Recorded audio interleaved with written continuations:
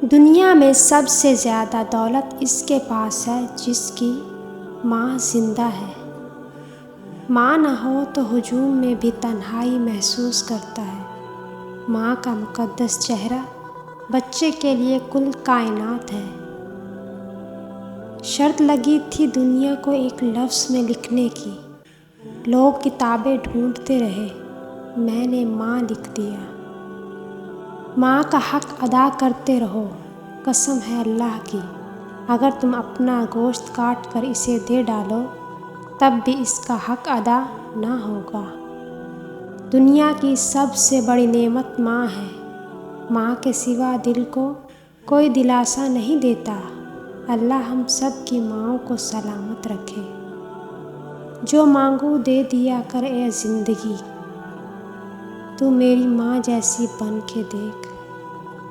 ماں اپنی اولاد کو سب کچھ سکھاتی ہے سوائے اپنے بغیر جینے کے۔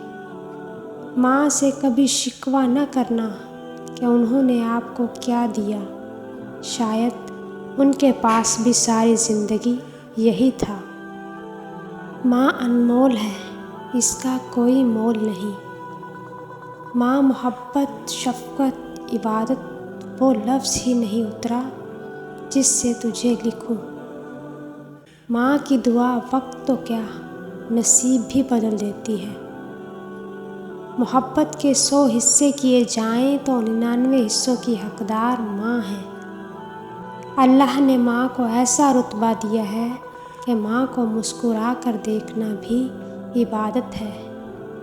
دنیا میں ہمیشہ رہنے والا رشتہ اگر کوئی ہے تو وہ ماں کا ہے، جو تکلیف برداشت کرتی ہے مگر اولاد کو سکھ پہنچاتی ہے۔